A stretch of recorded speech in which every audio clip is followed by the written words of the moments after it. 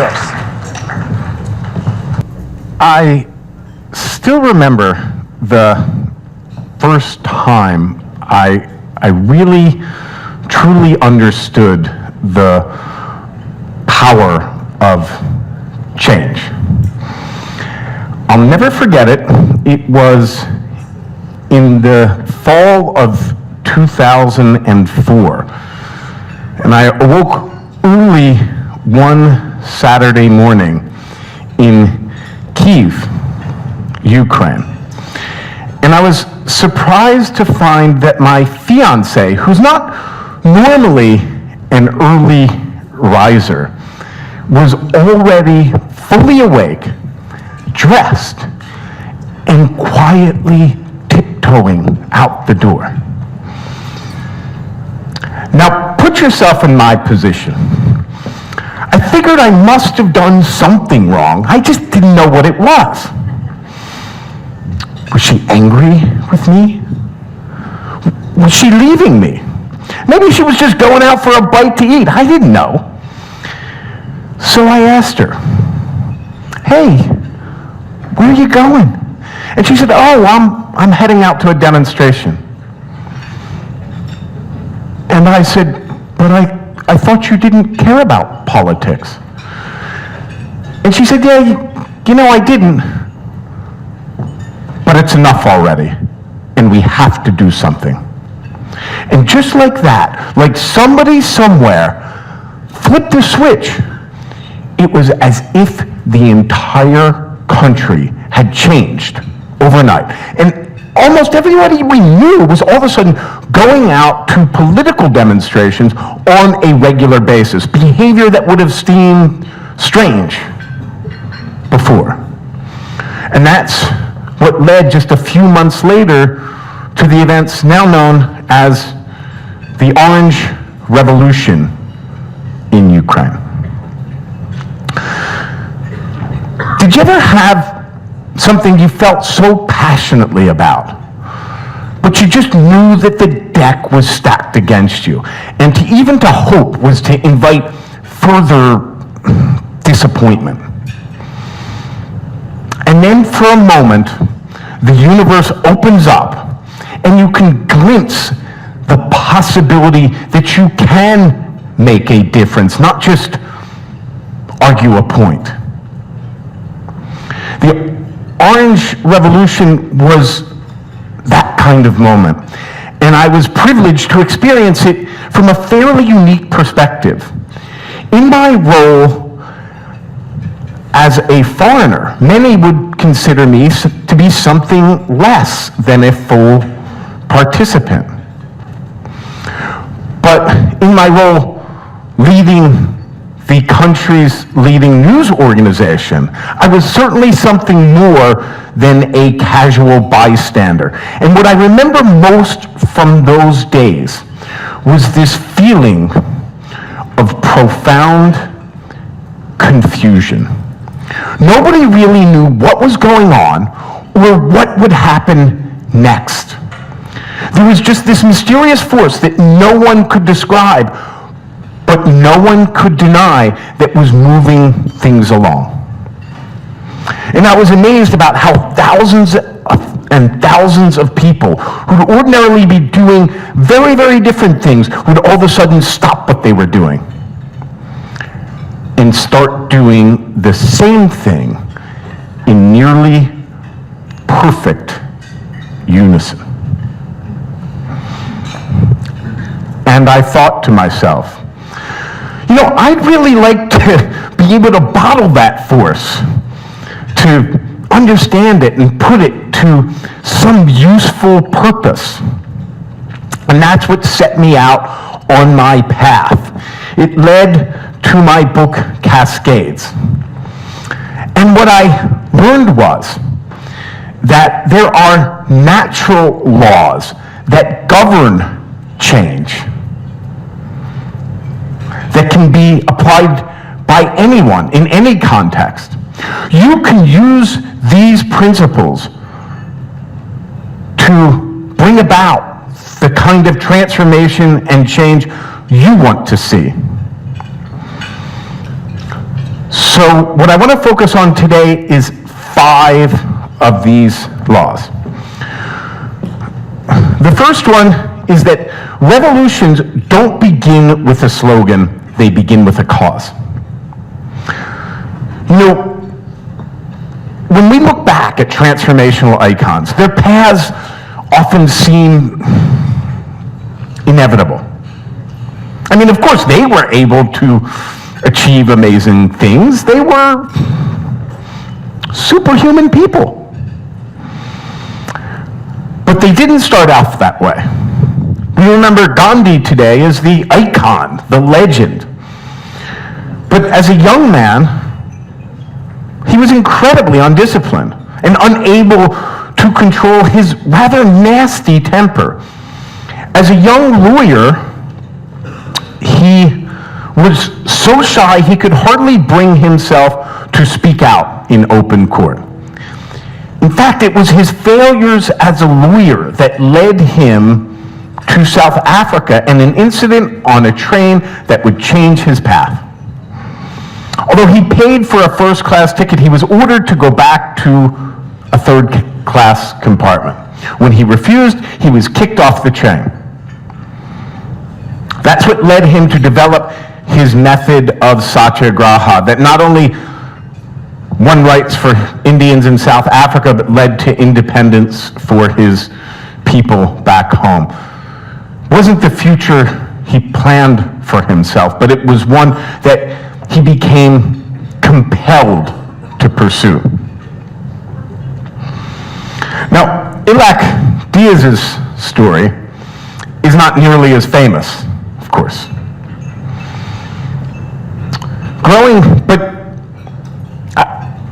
In my mind, it's just as impressive. Growing up in the Philippines, where so many are desperately poor, incomes are about a quarter of what they are in Panama, Ilac believed that everyone, no matter what their level of income, should at the very least have a decent place to live. But Philippines isn't just a poor country. It's one of the most climate vulnerable places on Earth. It's, as an archipelago in the South Pacific, many of its people and its economy are located on the coast. So when a typhoon comes through, which these days they do with increasing strength and frequency, people end up in camps, like you see here. And it can often take months for help to get through. Because like in many poor and remote places, storms wash out dirt roads and they become impassable. In fact, 80% of the UN's development budget goes to logistics because it is so difficult and expensive to get things to poor and remote places. That was Ilac's cause. His vision was that if Filipinos could build more climate-resistant structures sourced from local materials, lives could become immeasurably better off. And this is a climate-resistant school built from locally sourced bamboo, as well as the plastic bottles that are ubiquitous as refuse in so many places in the world. The school doubles as shelter in a storm. Ilac built hundreds of these schools, and that led him to recognize another problem. Many of the schools were off the grid and lacked access to light. So he designed solar lamps that could also be sourced from local materials almost anywhere on Earth. And that led to his bigger vision, because he became aware that millions of people across the world lack access to cheap and clean sources of light. You can see Ilac over here. he's supervising a building session. He has combined this technology with a micro-consignment model so that families can earn more money and improve their standard of living. Today, ILAC's organization, Leader of Light, has helped to install hundreds of thousands of these lamps across the world in some of the most poor and remote places. His work has been recognized by the United Nations, and Steven Spielberg has even done a short documentary about him.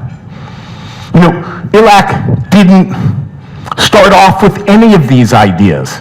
They were what he found along his journey to solve meaningful problems for people. Steve Jobs worked in a similar way. He didn't look for product ideas. He looked for things that sucked. Computers sucked. They were ugly and hard to use. That's what drove him to create the Macintosh. Music players sucked. He wanted to put 1,000 songs in our pocket. That's what drove him to create the iPod. Mobile phones sucked. That's what drove him to create the iPhone. It was because things that sucked so offended his sensibilities, he was driven to make them insanely great. If you want to create change in this world, you need to find a problem that people care about. Because if they don't see a problem, they're not going to buy into your solution. Doesn't matter whether it's on your team, in your organization, your industry, or throughout society as a whole. Change doesn't start with an idea. It starts with a meaningful problem. So I want to take a moment to reflect. And I want you to think about what's a possibility to make an impact that excites you, or what's a meaningful problem that you think you might be able to solve. And if you have something to write on, write it down, or maybe type it into your phone, or commit it to memory. What's a possibility to make an impact that excites you, or what's a meaningful problem that you think maybe you can solve? And my goal over the next 30 minutes or so is to get you a few steps closer to making that possibility a reality. But to do that, we first need to confront the second law. The status quo always has inertia on its side and never yields its power gracefully. One of the biggest misconceptions about change is that once people understand it, they'll embrace it. That's almost never true. Has anyone heard of the Semmelweis effect? Okay, I can see a couple of heads nodding. It refers to the human tendency to reject new evidence that contradicts existing beliefs or paradigms. The tendency to reject new evidence that contradicts existing beliefs or paradigms. Has anyone ever had that happen to you? Has anybody had an idea rejected because of what somebody else thought they knew? If it's happened to you, just clap your hands. It happens a lot. It happens every day. The Semmelweis effect gets its name from Ignaz Semmelweis, who in the 1840s was a young doctor in charge of a maternity ward at Vienna General Hospital. Now, at this maternity ward, there were two clinics. The first, staffed by medical students, had a very, very high mortality rate due to something called childbed fever. But at the second, staffed by midwives, they didn't have the same problem. Nobody could figure out why. A turning point came when a friend of Semmelweis cut himself while dissecting a cadaver and came down with symptoms identical to the women who were dying in the maternity ward. Semmelweis guessed that there must be something the medical students were tracking from the cadavers to the women that was killing them. So he instituted a strict regime of hand washing so medical students couldn't go from dissecting cadavers to treating patients. And perhaps not surprisingly, the mortality rate came crashing down. But instead of being lauded as a hero, Semmelweis was castigated and considered a quack. You see, back in the 1840s, there wasn't any germ theory of disease. They believed in the miasma theory. They thought bad air is what made you sick. So it didn't make any sense to the medical establishment that washing your hands would help prevent the spread of disease. Made Semmelweis furious. He wailed against the establishment. He sent nasty letters to prominent physicians telling them that they were killing their patients. It drove him crazy. And by that I mean it literally drove him crazy. He ended up dying in an insane asylum, ironically, of an infection he contracted under care. You know, the 1840s are a long time ago, but I'm not sure we've progressed that much since then. The vast majority of transformational efforts still fail. McKinsey puts the failure rate at 69%, IBM at 84%. Either way, it's pretty dismal. And many, if not most of those efforts, they don't fail by themselves, they're actively sabotaged. Anytime you set out to make significant impact, you are going to get pushback. There are going to be people who hate your idea, not for any logical reason, not for any rational logic necessarily, but because for whatever reason, it offends their dignity, their identity, their sense of self. Human beings form attachments to people, ideas, and things. When those attachments are threatened, they will lash out. That's why any time you ask people to change what they think or what they do, there will always be some who will work to undermine you in ways that are dishonest and underhanded and deceptive.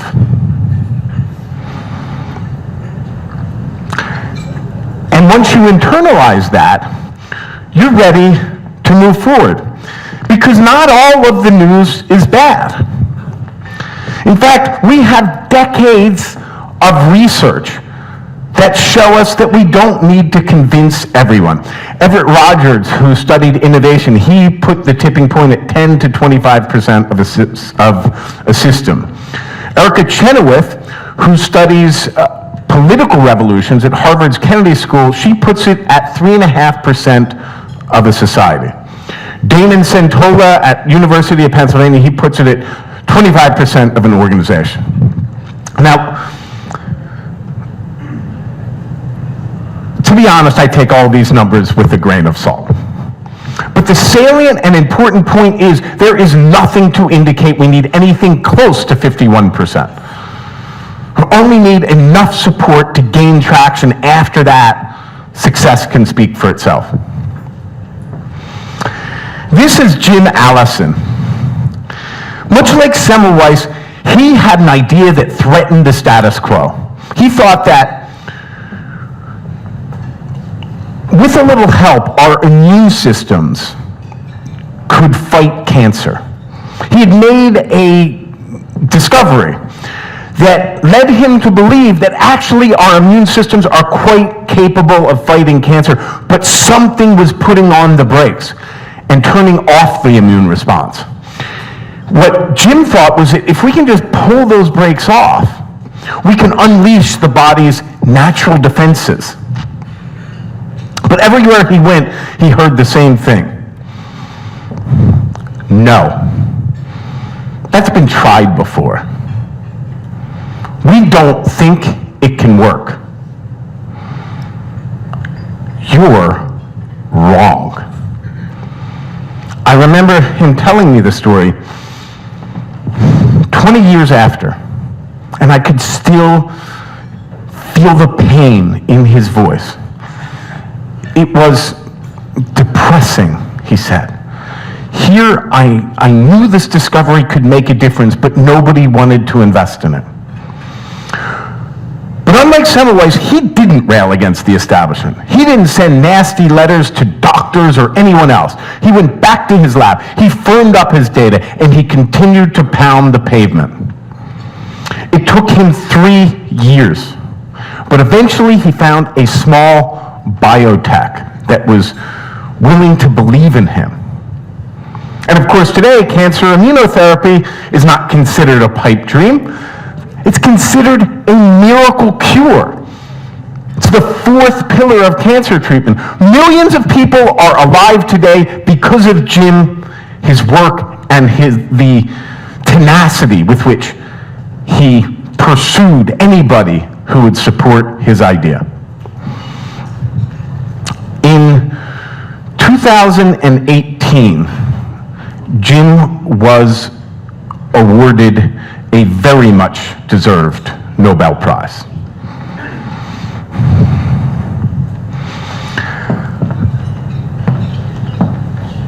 So I want to take another moment to reflect.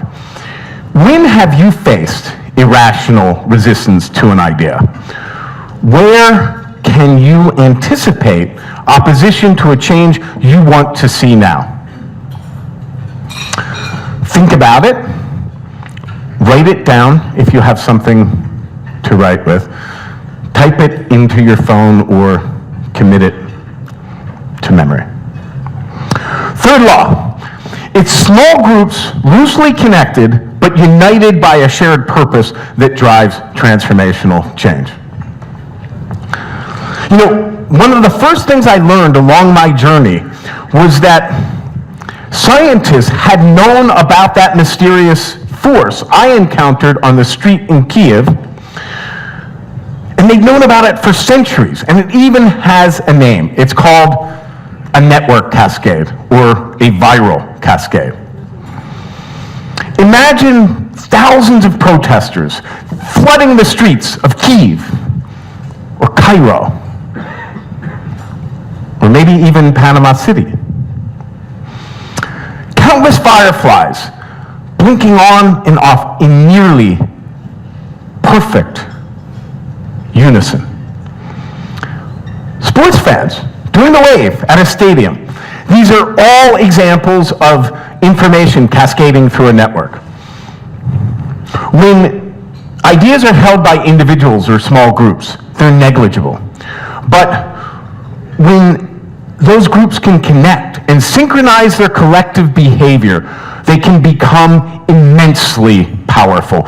A country is overthrown, an industry is remade, the old order is transcended, and the world is transformed. Because of some breakthroughs in network science in the late 90s, we now know how these things work. So I just want to take a few minutes and walk you through some of the science behind cascades. So this is the first principle. It comes from a series of experiments done by a guy named Solomon Asch in the 1950s and replicated many times since then. And I want to try something. I want to try and do a version of it here. But you have to work with me. I know it's early, but it's quite simple. You just say, tell me which line on the right you think best matches the line on the left. So if you think it's line A, just clap your hands. Well, we're not off to a great start, but if you think it's line B matches the line on the left. Okay, a little bit more. We have one more chance. If you think C is the line that best matches, I can see line C has got a lot of fans. What if I were to tell you that it's line A? Line A is the correct answer. And everybody in this auditorium agreed it was line A. Would you still be so sure it's line C? That's what they did in this experiment. They brought groups of 8 people into a room, and as they went around the table, the first 7 people all gave the same wrong answer. And the vast majority of the time, when they got to the 8th person, they conformed to the majority opinion, even if it was obviously wrong. Point being is that majorities don't rule, they also influence. The best indicator of what we think and what we do, or what the people around us think and do. Majorities don't just rule, they also influence. First principle of cascades. This is the second principle. It's called the threshold model of collective behavior. It comes from a very famous sociologist named Mark Granovetter. And it's very simple. It just means we all have different thresholds to adopt an idea or to partake in an action. And Granovetter asks us to imagine people milling around in a town square somewhere, all with different thresholds for violent or antisocial behavior. So this guy up top, he's got 0 resistance. He's just a natural-born troublemaker. Could be this guy right here. So he gets up and he just throws a rock through a window. The guy next to him, he's a little bit more reticent, but if one person out of 10, he starts, well, that's enough, he joins in. The guy after him, 2 people are going, his threshold is met. And as you go around, everybody's threshold is met until even the relatively solid citizens on the other side are joining in. A full-scale riot ensues. It's absolute mayhem. The example on the right is almost exactly the same. You'll have the same troublemaker up top, his 2 buddies next to him, but after that, there is nobody with a low enough threshold to join in. And the whole thing just fizzles out. Point being, it makes a big difference where you start. If you start with people who are enthusiastic and like your idea, it's going to be a lot easier to gain traction than if you start with people who are skeptical. Very simple concept, you'd be amazed how often it's violated. Something about human beings, we have some sort of glitch in our software that when we really feel strongly about an idea, we want to go convince the skeptics. We want to find the people who hate it the most and try and convince them. Don't do that. Go and find people who want your idea to succeed, who like it, who are enthusiastic, and empower them to help you. Second principle, threshold model of collective behavior. Third principle is called the strength of weak ties, also comes from Mark Granovetter. And all that means is different groups are connected to each other. And when one supersaturates, like we saw in the last example, it can influence the behavior of others and help those clusters meet their thresholds. And when that happens, it undergoes a process that physicists call percolation, and configurations like these are often called percolating clusters. And that's what drives cascades. Small groups, loosely connected, but united by a shared purpose. As leaders, it's our job to help those groups to connect and to inspire them with a common sense of mission. And to do that, you need to start with the majority. It can be just even a local majority, even just 3 people in a room of 5. You can always expand a majority out, but once you're in the minority, you're going to get immediate pushback. And things are likely to stall out. So I want to take another moment to reflect. How can you start with a majority? Who can you start with? Think about it. If you have something to write with, write it down. type it into your phone, or just commit it to memory. Fourth law is that your targets determine your tactics. Look, when we believe in an idea, when we want change to happen, we want to take action. We want to hit the streets, argue against injustice, start a business, make things happen, get stuff done. But the truth is, without a sound strategy, those actions are almost certainly to fail. To be effective, we need to mobilize people to influence institutions. We're always mobilizing somebody to influence something. Those are the two questions we need to ask about each and every action we plan to take.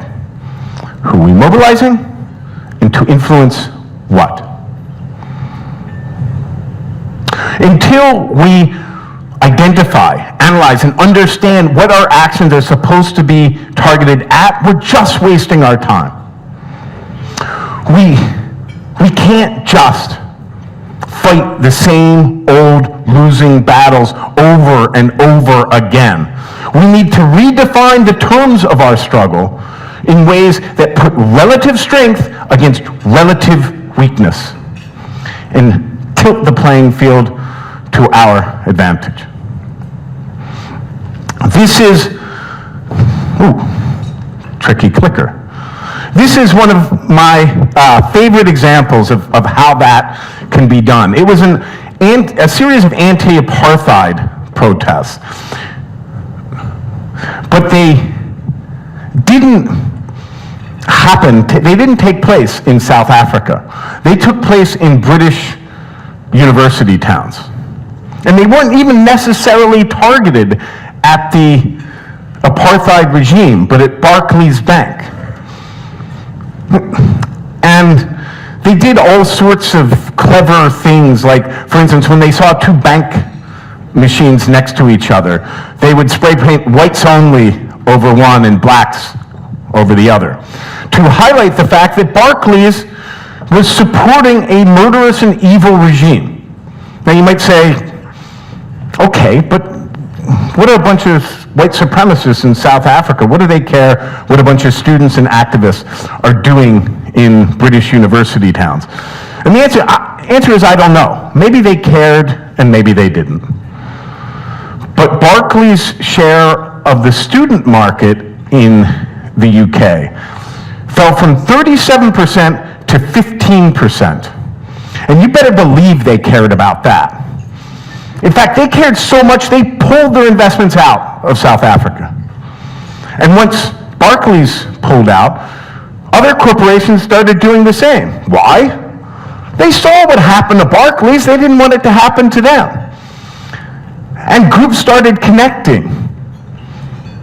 And a cascade ensued. And once the corporations pulled out, it became that much easier to pressure governments to level sanctions. And that's why apartheid fell. Not because a bunch of white supremacists in South Africa had a sudden change of heart, but because they applied relative strength against relative weakness, and apartheid had become economically untenable. This is another example I like a lot. It comes from the National Health Service in Great Britain.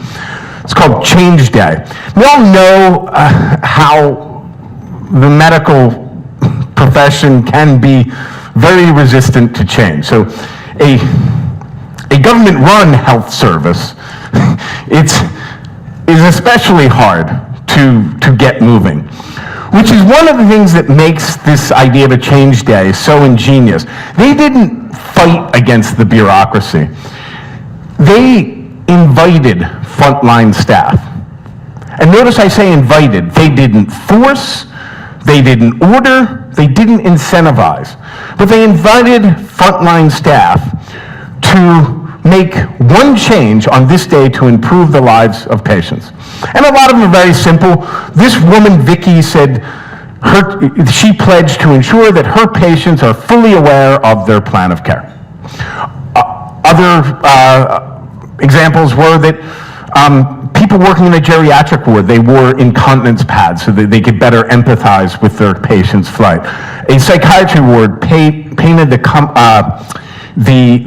walls a different color that was more soothing.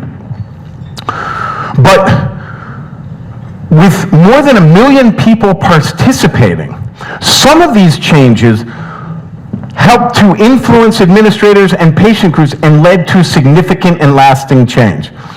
There was, for instance, a sepsis toolkit that gained traction. There was a campaign to call attention to dementia.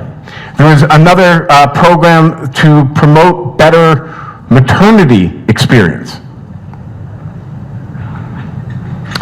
These were able to scale to impact. These were not new ideas, but because these people were empowered by Change Day and invited to actually do something themselves to make change, they were able to scale to significant impact. So I want to take one more moment to reflect before we go to the fifth law. Who can you mobilize? What can you influence? If you have something to write with, take a moment, write it down, type it into your phone, or commit it to memory. So the fifth and final law we're going to talk about today is that every revolution inspires its own counter-revolution. That's what we failed to understand almost 20 years ago in Kyiv.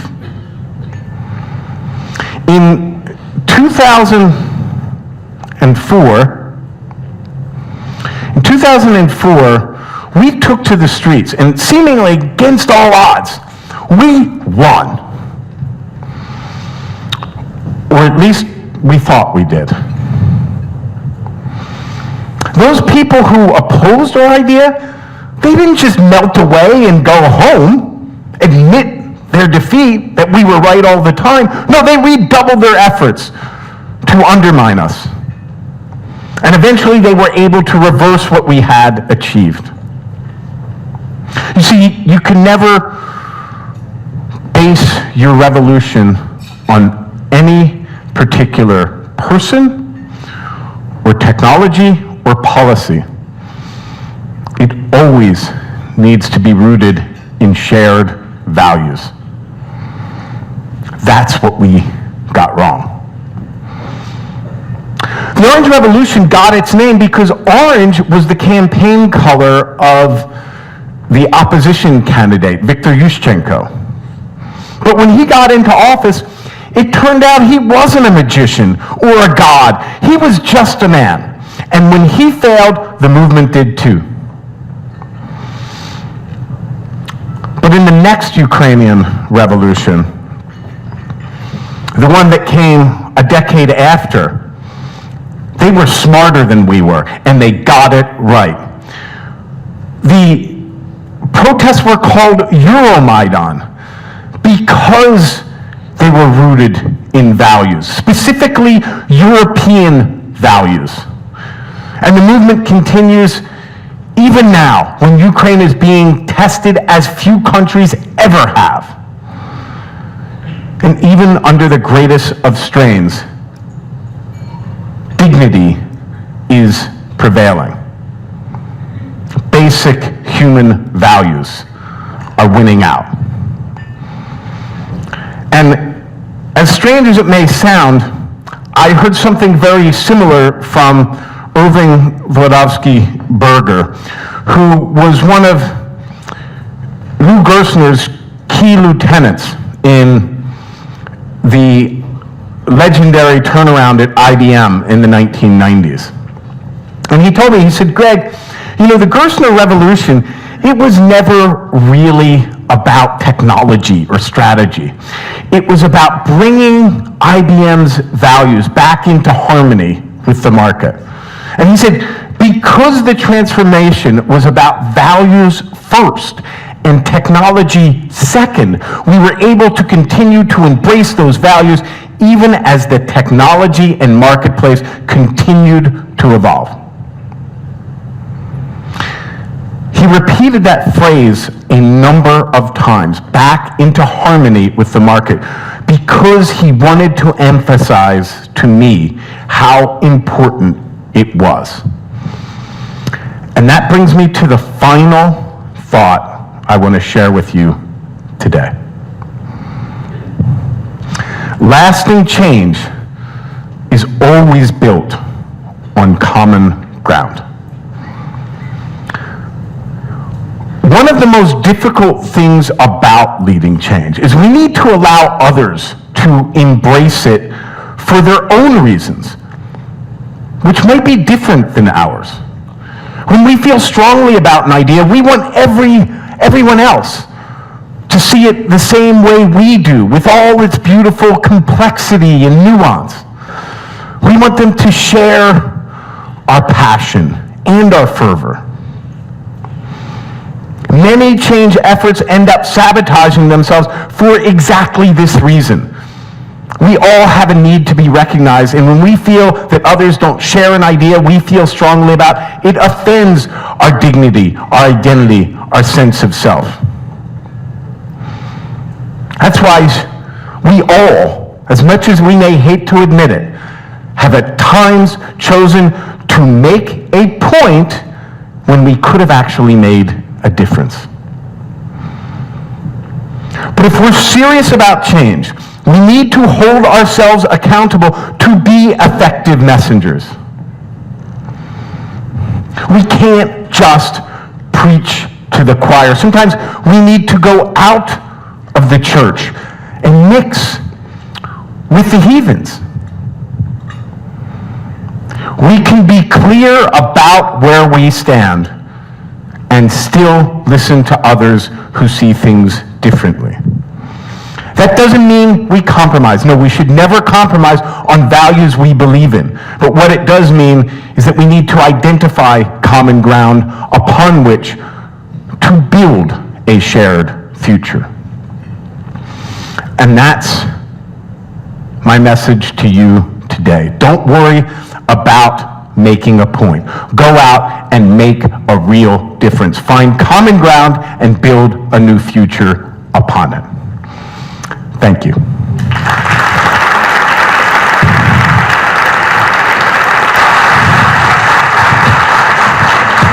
Muchísimas gracias, Greg, por esas enseñanzas. Ahora sé que muchos de ustedes tendrán preguntas que hacerles a nuestro orador, así que abrimos este periodo de preguntas y respuestas en el que varias de nuestros colaboradores van a estar con micrófonos cerca de las mesas para entregarles el micrófono. Pero para moderar este espacio de preguntas y respuestas quiero invitar a la fundadora de Legacy Transformation, Ana Karina Smith. Ella es consultora de procesos de cambios estratégicos positivos, desarrollo de liderazgo, trainer y coach de inteligencia del corazón con el Instituto Hermat. Es miembro de la Junta Directiva de la Asociación de Directoras de Panamá y chair del Comité de Comunicación. Además, miembro de la Junta Directiva de la empresa de logística J. Kane y compañía, de la Fundación Ni Uno Más y presidenta del Club de Exalumnos de Penn and Wharton. Quedan con ustedes Ana Karina Smith. Bienvenida.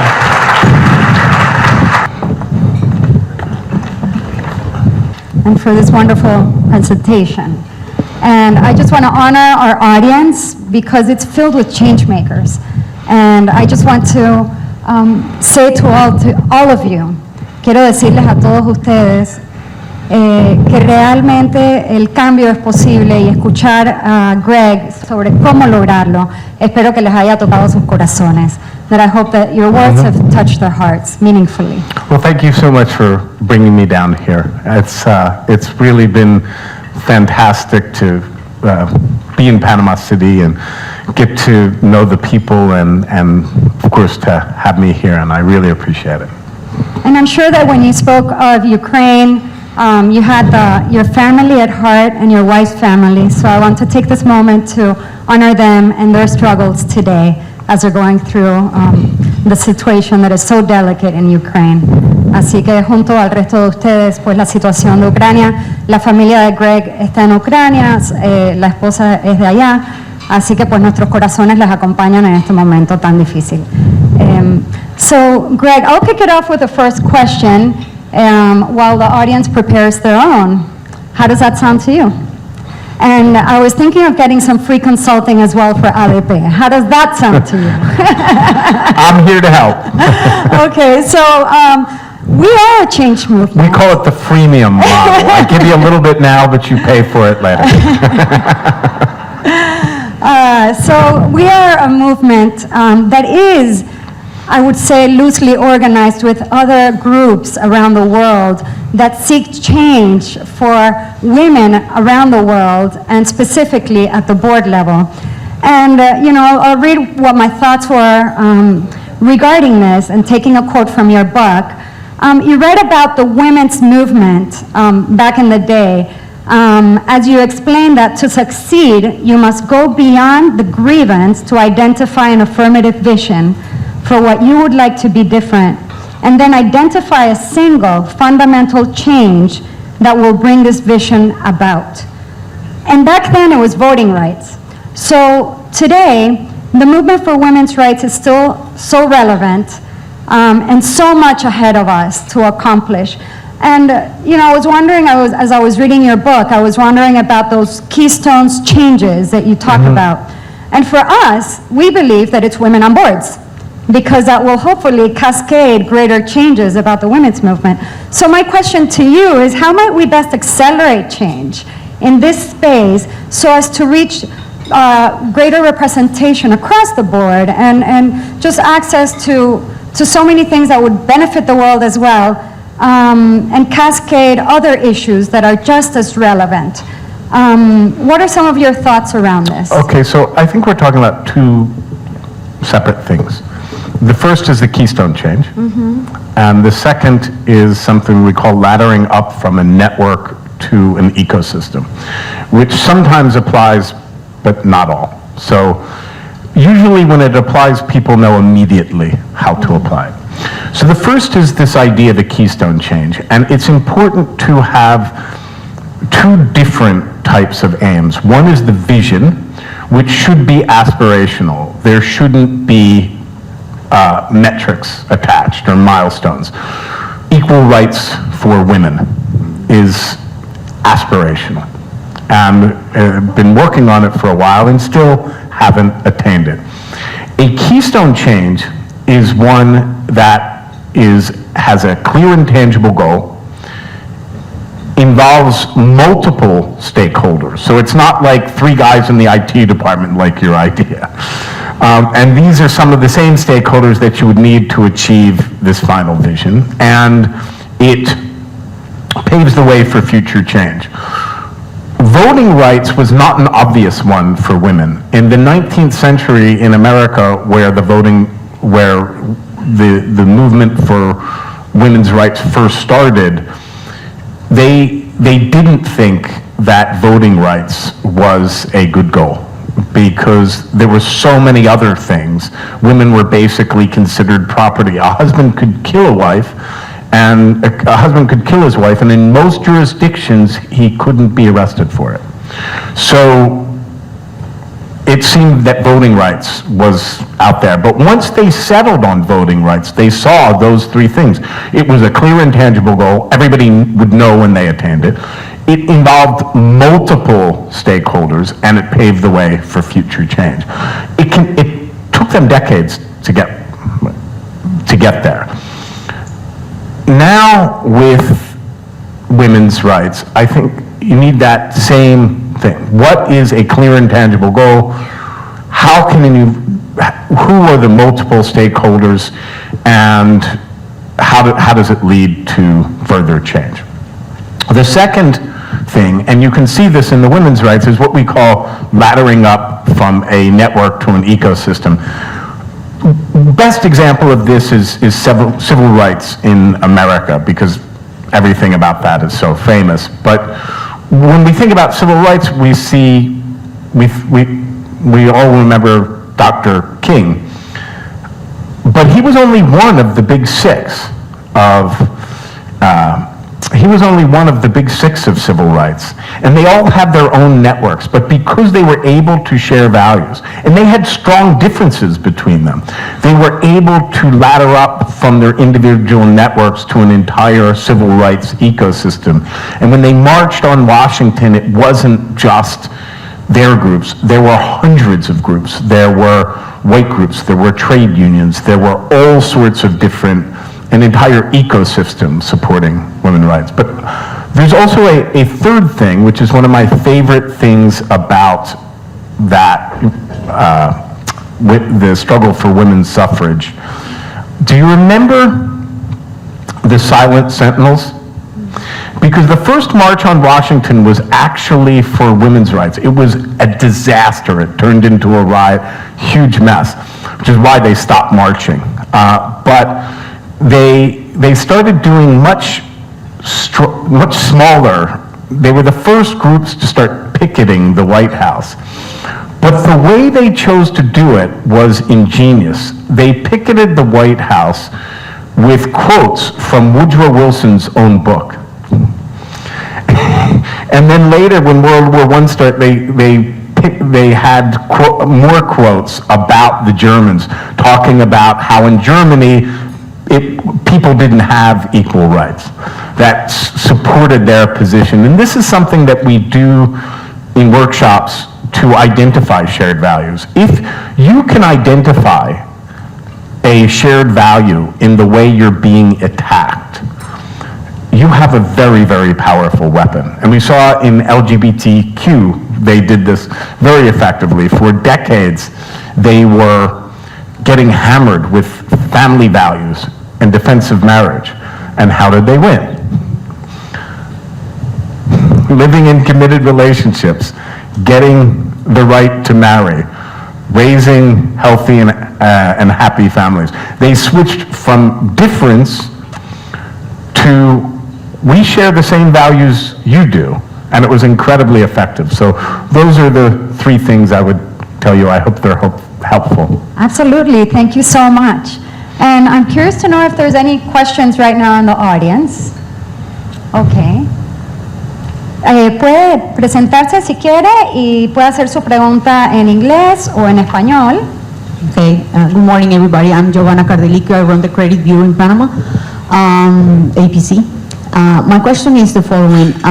You saw at the beginning of the presentation that we have a law that stipulates that 30% of board members should be women. However, it doesn't have any penalty if you don't comply with that.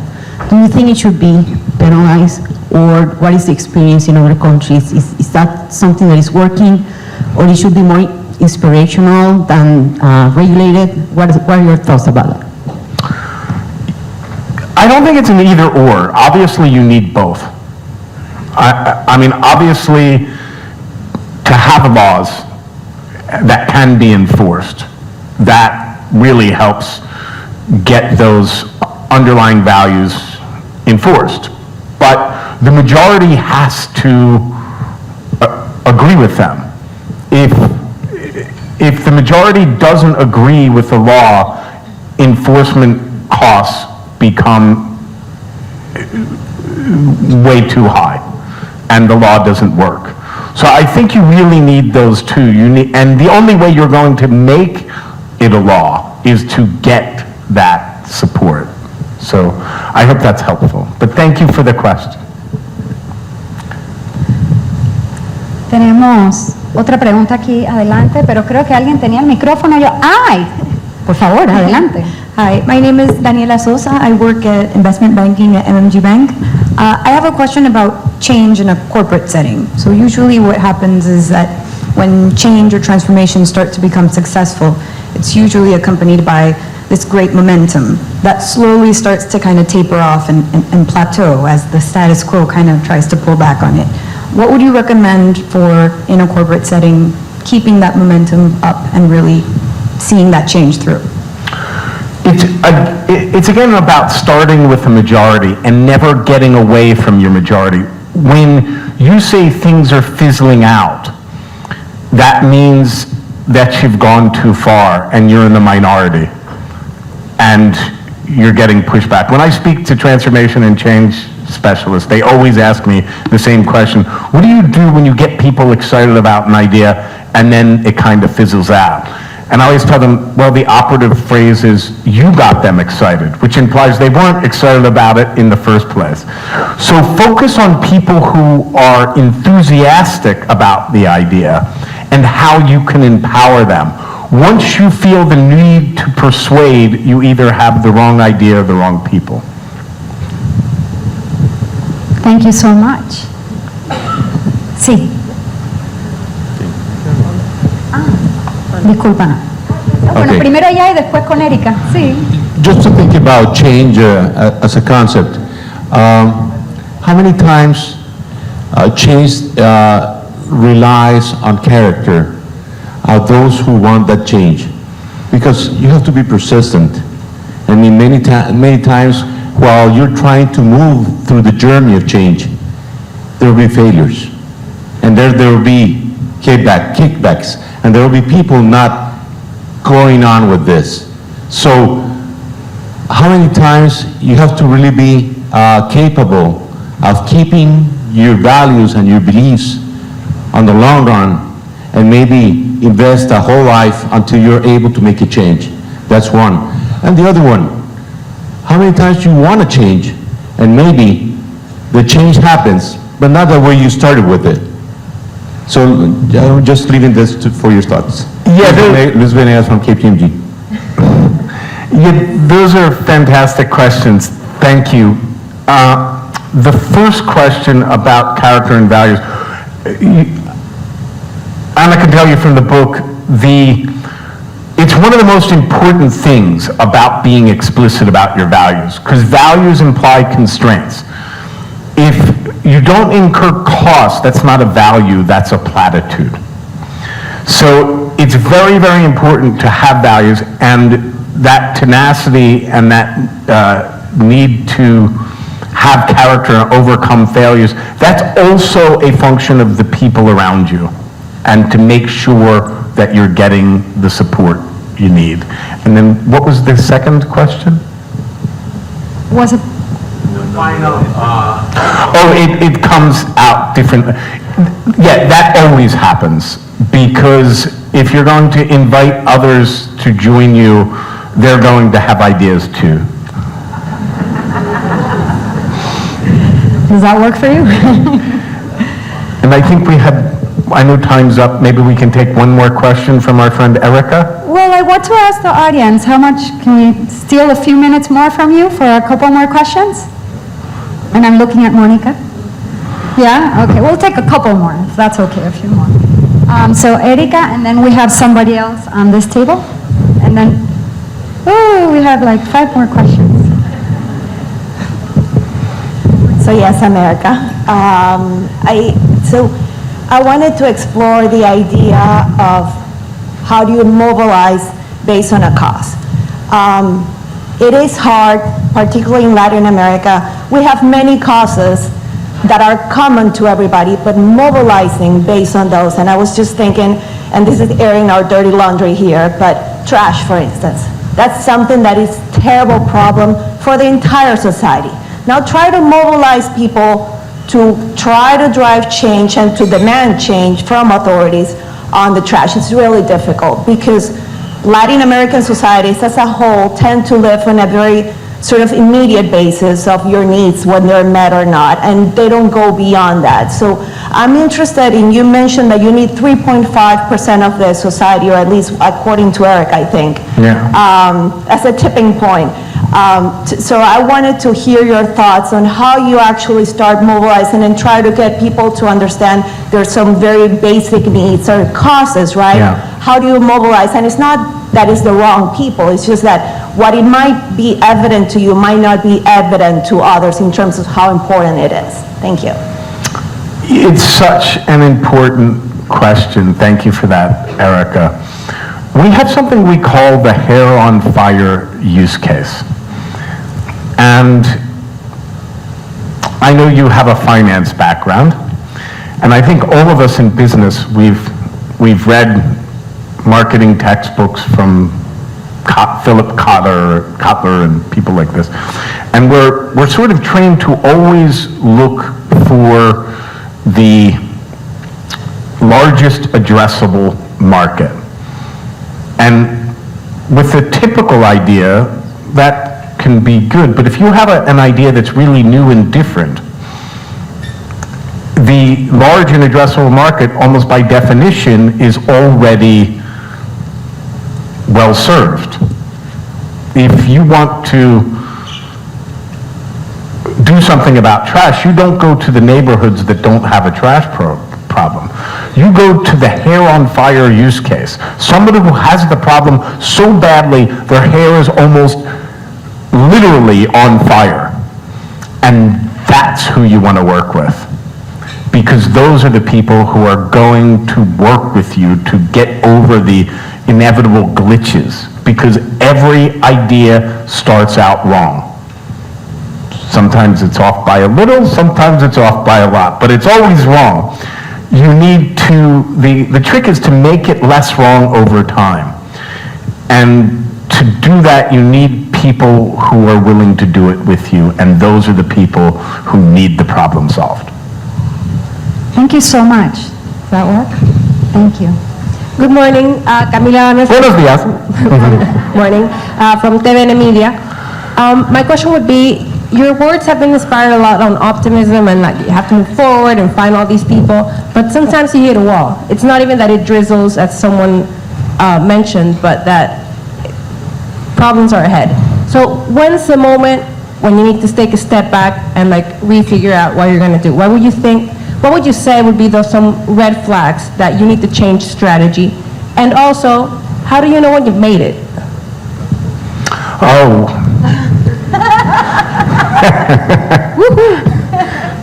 I hate to break it to you, you never truly make it. Especially if you're married, you're always doing something wrong.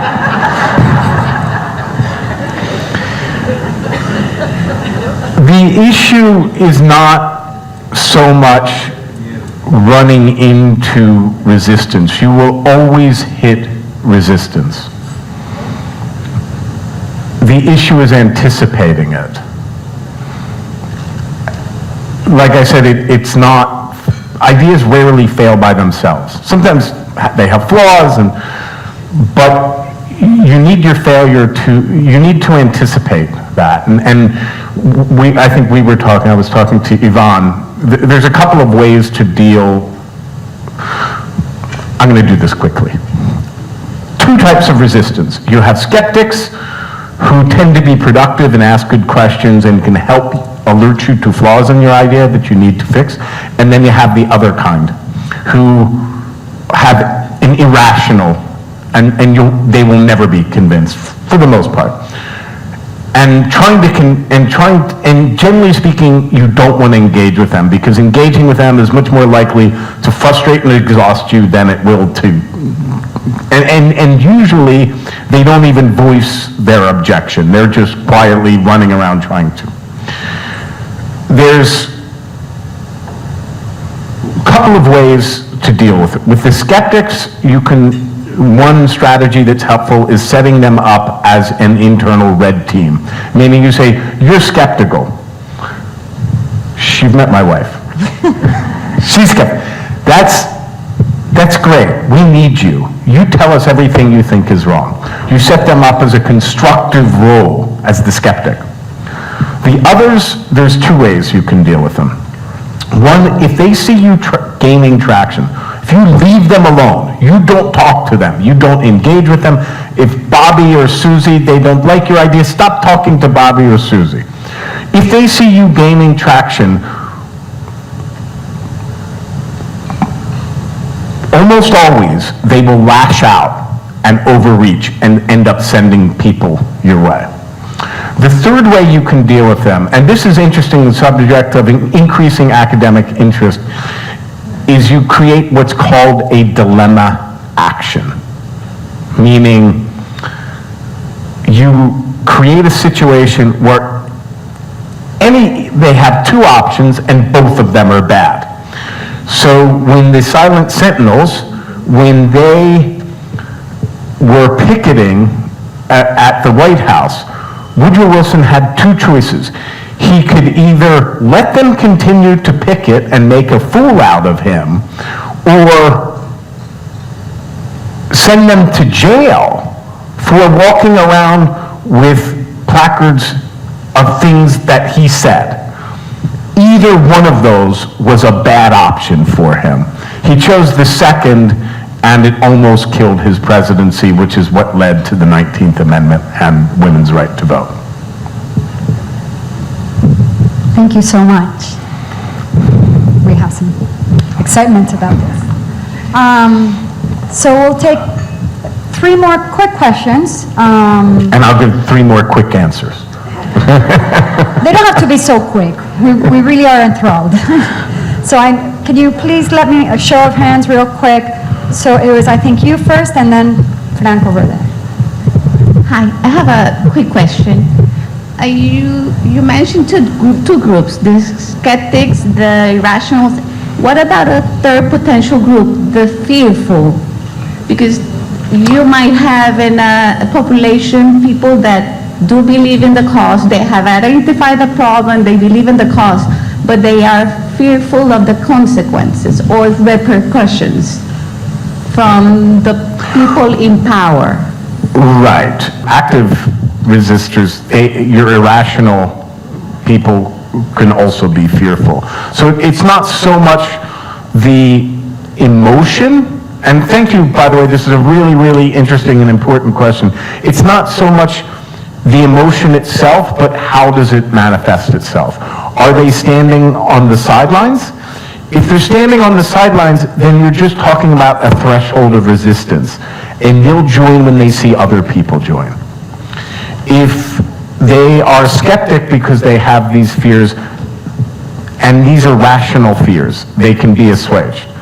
If they're irrational fears, it's just like another irrational. A very, very good example, and if you're a Googler, you can Google it, because I don't think we have the time to go over it now, but it's called Plan B, Otpor, O-T-P-O-R, where the protesters, the activists who were pushing against,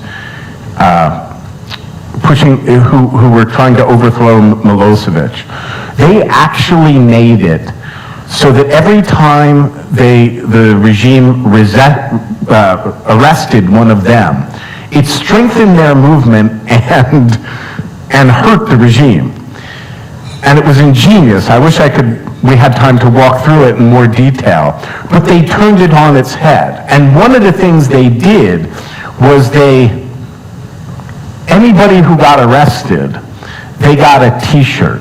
And the more times you got arrested, the more t-shirts, the better t-shirt you got, until you got arrested 5 times, and then you got the really, really cool black Upward t-shirt with the fist.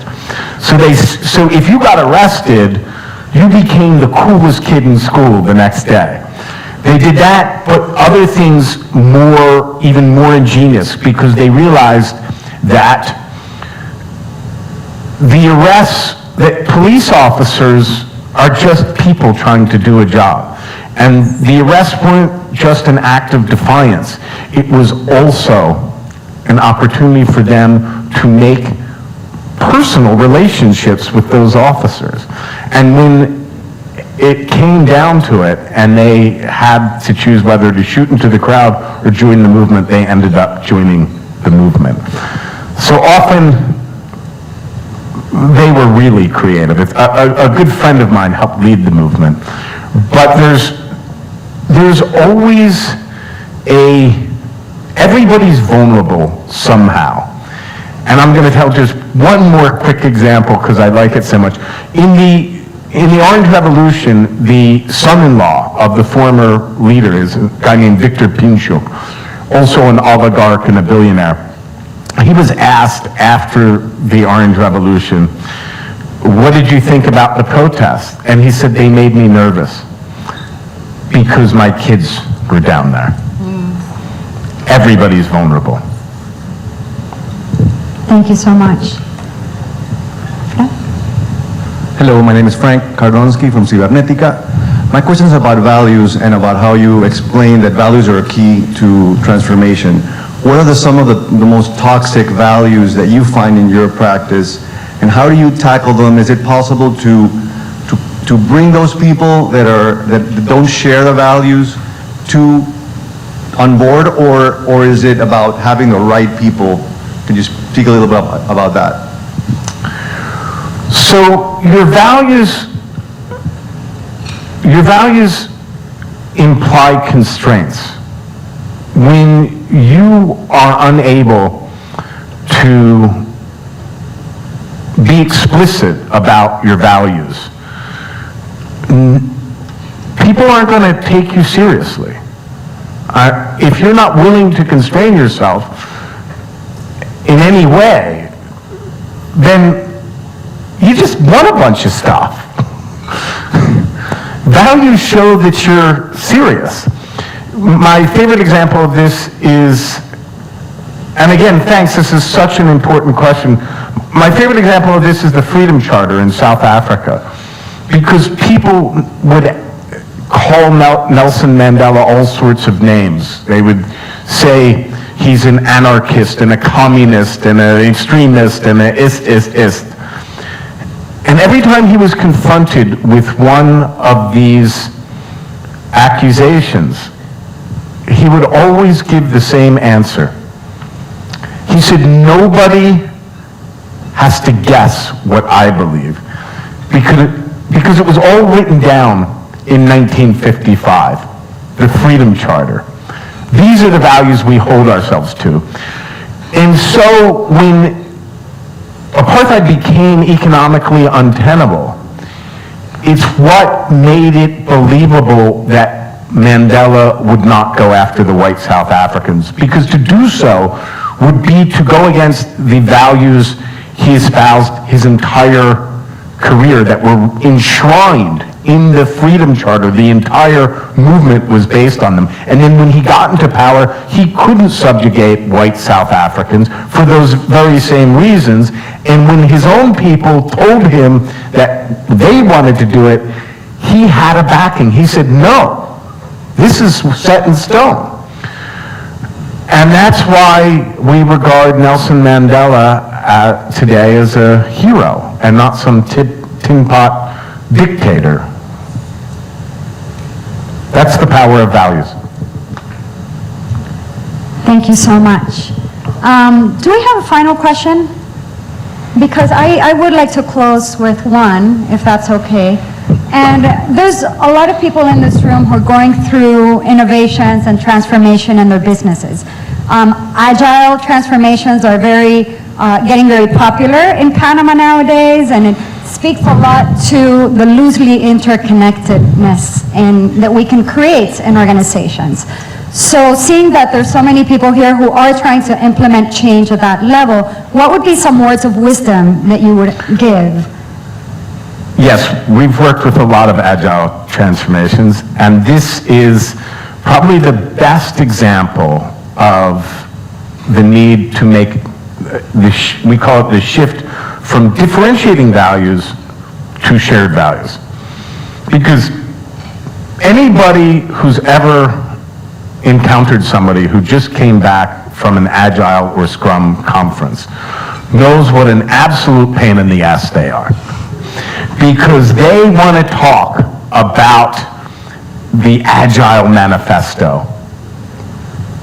And the Agile Manifesto sounds crazy to almost anybody who isn't in the Agile. If you already believed in the Agile Manifesto, you'd be an Agile person.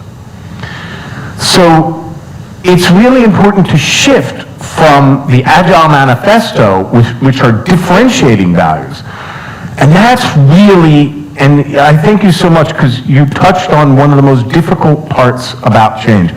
When we believe strongly in a change, we want to talk about what's different about it, because that's what makes us passionate.